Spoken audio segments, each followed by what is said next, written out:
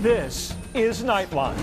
Tonight, Blue Dot Fever with artists like Post Malone, Meghan Trainor, and the Pussycat Dolls with their smash hit When I Grow Up.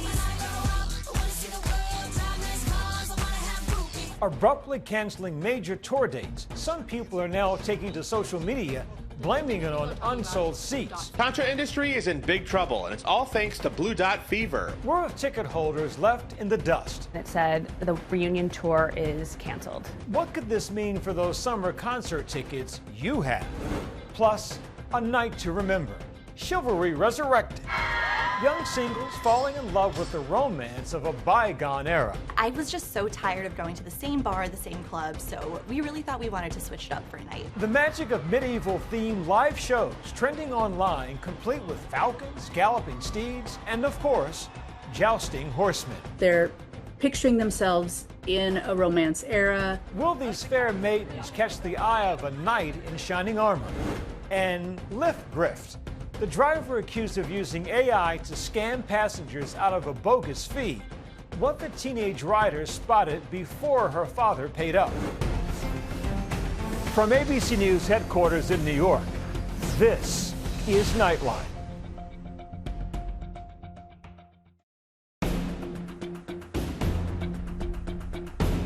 Good evening. Thank you for joining us tonight.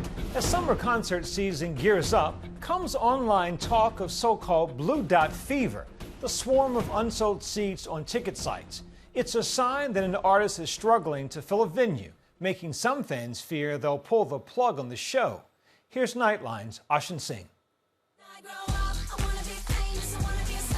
Imagine for a moment it's 2008 and the Pussycat Dolls are taking over the universe with smash hits like When I Grow Up. The megastar girl group sold more than 15 million albums in the early aughts, but the original band broke up in 2010. More than a decade later, announcing a major North American reunion tour.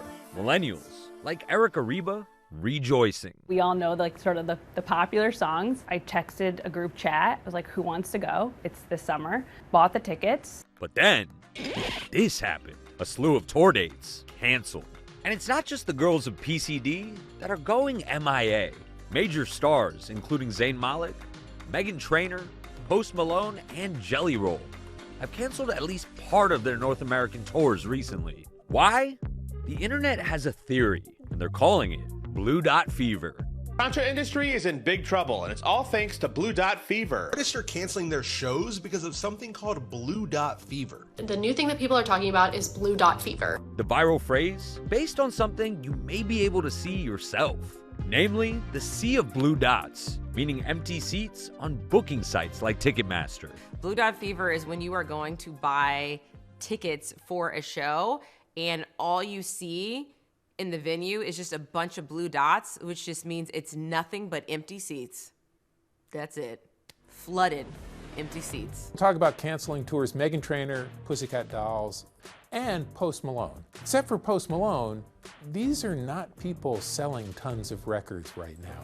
You know, we're seeing this phenomenon, especially from those big name artists who are scheduled to play these massive tours in MSG and Barclays. Live Nation owns or operates so many of the arenas at least, they have to fill them. And I think it's a backlash to also ticket prices, without a question, and the economy with ticket prices. Yeah. Many experts are saying the fever isn't a thing. Blue Dot Fever is a meme. We can call it that. It's a social media construct right now. Is this a particularly bad concert season? It is not. Are people talking about Blue Dot Fever online? They are. Live Nation, the parent company of Ticketmaster, telling ABC News, of all the shows Live Nation has on the books this year, less than 1% have been canceled. That's not Blue Dot Fever, it's a normal touring year. In fact, 2026 is shaping up to be a record, with concert sales up 11% for the year. Post Malone and Jelly Roll saying they canceled tour dates because they needed more time to work on an album. Meghan Trainor saying on social media she canceled because she wanted to spend more time with her family. Zayn citing health issues as his reason. There are a certain number of tours canceled every summer, every fall, every winter. The excuses, and they seem like excuses, are, I need a little more time to spend with my kids. I'm not done with my album. Are those unsold tickets? Well, generally, if it's a sellout, you don't cancel the tour. The Pussycat Dolls saying they hope to bring the tour to North America, but canceled after, quote, taking an honest look at the tour. But why are some ticket sales weak? There's more to it than meets the eye. People don't have money to be out here buying all these tickets and to be paying all this money for tickets. Think about it like this. You have your A-list favorites. I'm talking A-plus listers, right? You have your Beyoncés, you have your Taylor Swifts, you have Drake, who put out 3 albums, who is gonna definitely be going on tour. You are then forced to buy resale tickets that are astronomical, and people will go see their favorites, but everybody else, they're not gonna spend the money. You just can't afford it anymore. So you can spend thousands and thousands and thousands of dollars to see that one act. How are you supposed to go see everybody else? You just can't do it. Going to concerts has been a passion of mine since I was younger. Just to see your favorite artist on stage dancing, and you're dancing with your friends, being dropped off by your parents at your first concert, I mean, that's a memory we all hold dearly. These are all my bracelets from the Eras tour, okay? Now all grown up, when it comes to concerts, Erica is as dedicated of a fan as you can get. In my lifetime, I've probably been to over 100 concerts, and for some artists, multiple times. I'm a huge Backstreet Boys fan, so I think I've been to 8 or 9 of those concerts. My favorite concert I've been to has definitely been Taylor Swift's Eras tour. I've been 3 times. Going to a live show is an escape from reality. Right now, we're in challenging times. I think we all need sort of that escape, sort of that opportunity to gather and connect with others. So in March, when the Pussycat Dolls announced they were back, you know the millennial superfan was rushing to get tickets to see them at Madison Square Garden. But right away, Erica noticed something was a little bit, well, off. The queue wasn't as long as other artists, so that was something that flagged to me as, you know, how come? Unfortunately, the event organizer has had to cancel your event. And then I got out of work a few weeks ago, and it said the reunion tour is canceled and you'll be getting your money back. If we're gonna get our hopes up to attend something and then it cancels, there's disappointment, which is really tough. And even for the concerts she could go to, sometimes the dollars really weren't making sense. I went to the 1989 Taylor Swift tour, paid under $100. I mean, that was incredible. And now look at it. It was impossible. Tickets are not affordable. They're just not. They're expensive, even for the nosebleed seats. Nosebleed seats at nosebleed prices. According to Billboard, the average price of a ticket last year was up 50% from a decade ago. A far more common issue than canceled tickets? Getting any tickets to the hottest shows in the first place. If you were not able to stand in the queue or get the pre-sale tickets that are still more than what we used to pay, you are then forced to buy resale tickets that are astronomical. One option for music-loving fans who can't afford to shell out big bucks is catching rising stars in the local scene. Larry Gold is an OG of the New York City music world. SOBs is a reflection of, you know, the whole disparity of New York. He's run the legendary SOBs, short for Sounds of Brazil, since 1982. A storied club where some of the biggest names in Latin, hip-hop, and R&B music made their first splash. What's up, it's Megan Thee Stallion, and right now I'm at the legendary SOBs. John Legend got a start here. There's John Stevens back in the day. You know, we did Mark Anthony, we did Celia Cruz. Larry has seen firsthand how the concert game has changed over his 40-plus years as a venue owner. The biggest thing is the industry is so changed from the Wild West to now it's all corporate. I think the economy overall is affecting the business. As someone who's been doing this at the intimate club level for as long as you have, does that kill you? No, because I think everything's in movement and transitions. People want to be together. That part, I believe. So we just have to give a good enough reason, be it the music, be it the environment, to create that. Our thanks to Ashin. When we come back, why more young singles are going to medieval-themed live shows for a night to remember.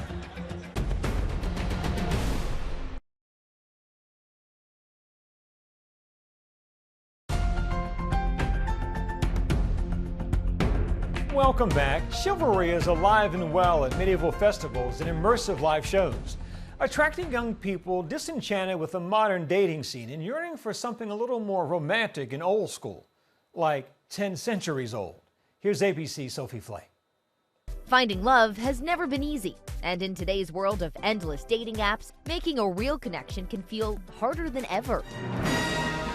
But the newest way to connect might actually be a step back in time. Here in New Jersey, the clock has rolled back several centuries. Are you hoping to meet a knight tonight? Is that part of the goal? Definitely on the radar, yes. Yeah, so I would like to.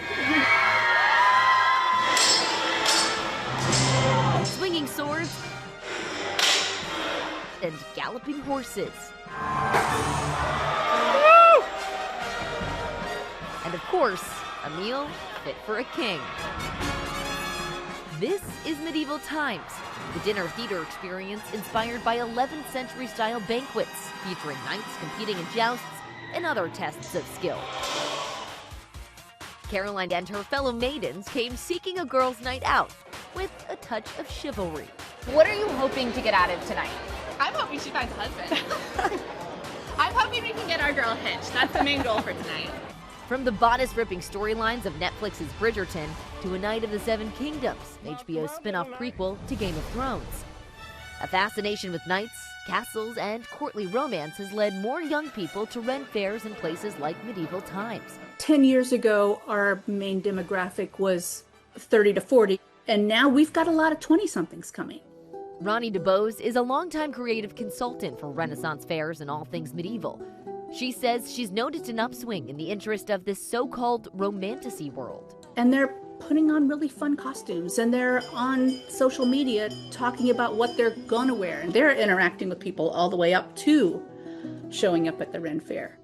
Gen X may have first learned about Medieval Times from the classic scene in the movie The Cable Guy. Can I get a knife and fork? There were no utensils in medieval times, hence there are no utensils at medieval times. Would you like a refill on that Pepsi? There were no utensils, but there was Pepsi? Dude, I got a lot of tables. But Gen Z is taking the dinner theater event viral on social media. And you find people that kind of know each other from their social media exchanges and then use the Ren Fair as the place to actually meet in real life. It's already a romantic storyline. So people are picturing themselves in a romance era, but the other is that you get to find out right away if somebody can handle your weirder parts, which is really key to being able to date somebody. Now, the last time I went to Medieval Times, I did go with my friend group. Influencer and host Brittany Broski often mentioning Medieval Times on her show, The Broski Report. Flirting with the knights at Medieval Times. I would highly recommend you get some girls together, go to Medieval Times, and really lay it on thick. The main event, a 2-hour show with falcons, galloping steeds, and ultimately jousts and sword fights between trained actors. Each section of the stands rooting for a different champion marked in a distinct color. Caroline's group cheering for the black and white knight. Eventually, her knight winning his fight.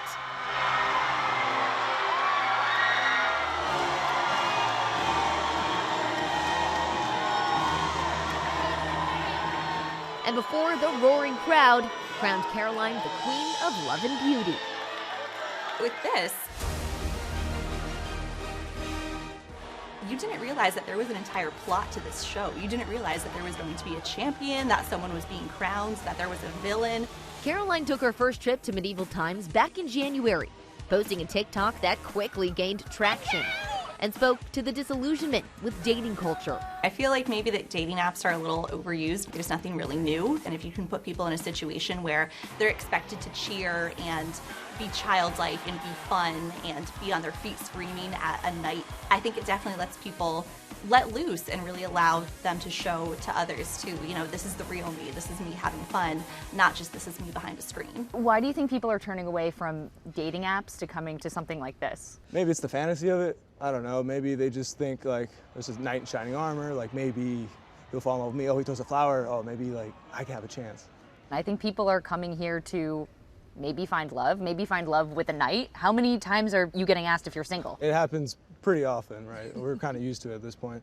If that's what brings you in the door, okay, cool. Maybe some of the nights are single, and then if they find them attractive or whatever, that works. Cool, happy ending, happy story, right? That's one of our nights, actually. His girlfriend now, they've been dating for 3 years, she came for the show. Yeah, so it kind of just worked out. After the show, the girls posing with James, or rather Sir James, as he gallantly mingled with other guests. And though their single friend Meg didn't find her night that night, the event signaling a welcome departure from the doldrums of dating. Plenty of women will say the bar is in hell. What do you think? Like, what are your friends saying who are single also dating? I think great people are out there, but you definitely have to put yourself out there to find the right people. And if you feel like you're not, maybe you're not looking in the right places. If you're going to the same venue every single week and you're having no success, I mean, the definition of what is it, like crazy is doing the same thing over and over again, expecting a different result. So sometimes you really need to switch it up and try something new. Whether it's a Renaissance fair or medieval-themed dinner theater, DeBose says the key is to just lean in. They are in a world where they get to live in imagination for a while. And I think there's not enough of that in the world.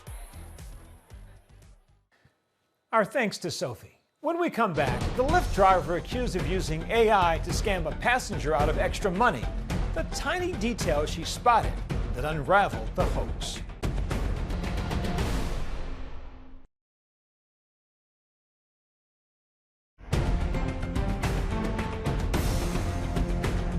And finally tonight, a Lyft driver accused of using AI to fake a photo of damage to his car in order to cash in.